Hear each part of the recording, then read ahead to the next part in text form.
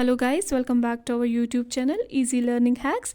सो आज का हमारा टॉपिक है first information report FIR. Let's begin. What do you understand by the term? आपको इस टर्म से क्या समझ में आता है? एफआईआर एक रिटन डॉक्यूमेंट है जो पुलिस प्रिपेयर करती है जब भी उन्हें किसी भी क्राइम की सूचना मिलती है। ठीक है, एक लेमैन लैंग्वेज में आपको मैं समझा दूंगी।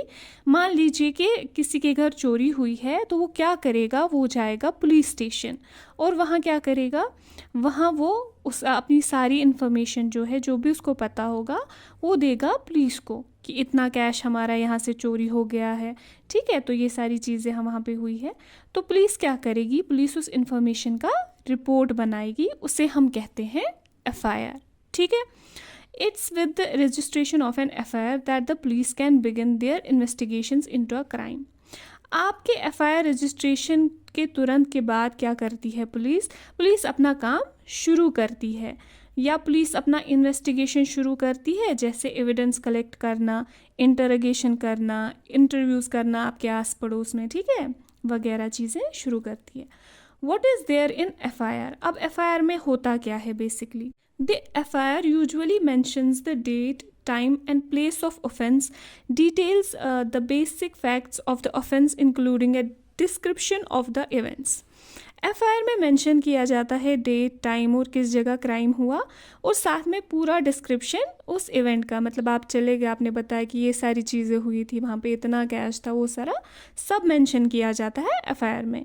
If known the identity of the accused person and witnesses is also mentioned. अगर आपको आइडेंटिटी पता हो कि उस पर्सन ने, किस पर्सन ने क्राइम किया है, तो आप वो भी एफआईआर में रजिस्टर करा सकते हैं। जैसे थोड़ा बहुत भी आपको अंदाज़ा लगता है कि उस पर्सन के इतने लंबे बाल देखे हमने, या थोड़ा सा भी अंदाज़ा होता है कि उसका ऐसा टैटू था हाथ पे, तो इस तरीके की कोई भी चीज़ें हैं जो हैं वो आप पुलिस को बताएंगे, तो वो भी एफआईआर में रजिस्टर किए जाते हैं। और अगर किसी ने देखा हो, कोई विटनेस है उस क्राइम सीन का, तो आप वो भी मेंशन करा सकते हैं। ठीक, the FIR also states the name and address of the complainant. अब जो एफआईआर रजिस्टर करने जा रहा है, उसका नाम और उसका एड्रेस भी होता है एफआईआर में मेंशन। मान लीजिए कि किसी के साथ कोई क्राइम हुआ है, तो वो अगर खुद नहीं भी जाएगा, उसके बिहाफ पे भी अगर कोई जाएगा, तो उसका नाम और उसका एड्रेस एफआईआर में मेंशन किया जाता है। The law states that it's compulsory for an officer in charge of a police station to register an FIR whenever a person gives information about a cognizable offence.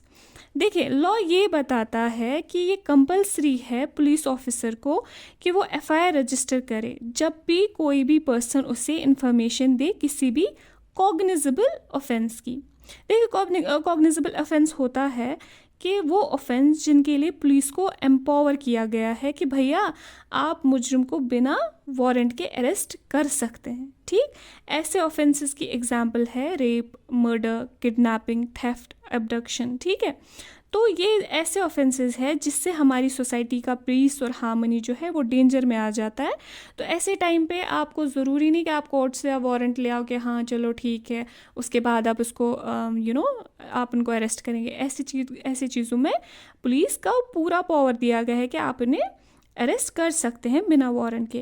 अब रहते हैं जैसे छोटे मोटे ऑफेंसेस, जैसे किसी ने आपको अब्यूज़ किया, तो वो आते हैं नॉन कॉग्निजेबल ऑफेंस में। ठीक है, ऐसे केस में पुलिस अरेस्ट नहीं कर सकती है जब तक उसके पास कोई प्रॉपर परमिशन ना हो कोर्ट का।